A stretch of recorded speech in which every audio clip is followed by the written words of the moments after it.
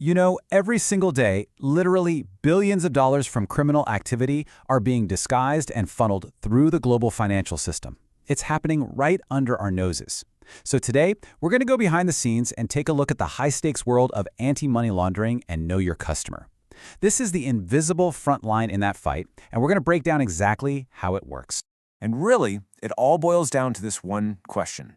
How do you stop a criminal you can't even see? See, financial crime isn't like a bank robbery you see on the news. Nope, this is a hidden battle, and it's fought in spreadsheets and transaction logs. To have any chance of winning, you've got to understand the rules of the game, and those rules are more critical now than they have ever been. So here's how we're going to tackle this. First, we'll get a lay of the land, the world of fin crime. Then, we'll introduce the first line of defense, which is KYC. From there, we'll learn how to spot the red flags, uncover the investigator's toolkit, and finally, we'll put it all together and see how all this theory actually works in practice. All right, let's dive right in with part one, the world of fin crime. To even begin to understand the defense, we first have to get a handle on the threat itself and the global rules of engagement. So what exactly is fin crime? Well, it's a pretty broad term, but the goal is always the same. Get money illegally, and then, this is the crucial part, hide where it came from. This is where money laundering comes into play. And it's the very thing the entire global AML framework is built to stop. And who sets the rules for this global fight? That would be the Financial Action Task Force, or FATF as everyone calls it. Just think of them as the global watchdog. They're the ones who create the international standards, the playbook, really, that countries and banks all over the world have to use to fight this stuff. Which brings us perfectly to our second section. The first step, KYC. This is where things get proactive. You see, the entire defense system is built on one simple but incredibly powerful principle. You have to know who you're doing business with, period. And that principle is put into action through something called the Customer Identification Program, or CIP. Now, this isn't optional, it's not a suggestion, it's a mandatory four-step process.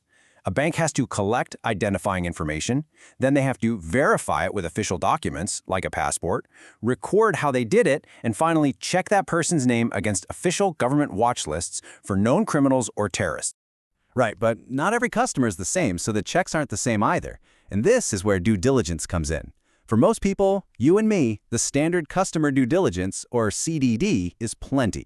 But for clients who are considered higher risk, well, you got to go deeper with enhanced due diligence, or EDD. In fact, this whole spectrum of due diligence really has three main levels. For very low-risk clients, say a huge publicly traded company, something called simplified due diligence is usually fine. CDD is the standard for your average person or a local shop. And EDD, that's reserved for those high-risk cases, like a senior politician, or a business that deals in a ton of cash, like a casino. This naturally leads to a really important question. How do you even know who's high risk in the first place?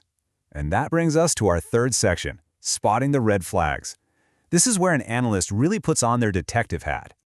Okay, one of the biggest and most well-known red flags is a PEP, which stands for a politically exposed person. This is someone with a prominent public job, like a government minister. Now, this does not mean they're a criminal, but their position just naturally makes them a higher risk for things like bribery and corruption, so they automatically get a much higher level of scrutiny. And believe me, the potential red flags go way beyond that. You have to ask, is the client operating out of a high-risk country? That's a flag. Are they in a notoriously tricky industry, like crypto or arms dealing? That's another flag. Are they using super complex shell companies to hide who they are? That is a huge warning sign. Even just finding negative news about a client, what we call adverse media, demands a much closer look. So, once those flags are raised, what happens next? What do you actually do? Let's get into Section 4, the Investigator's Toolkit. These are the key actions and reports that are used every single day in this fight. One of the most powerful tools in the entire kit is sanctions. And we're not just talking about fines here. These are major restrictions imposed by big bodies like the UN or the US Treasury's OFAC.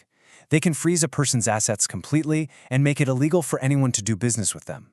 It is for all intents and purposes a financial knockout punch.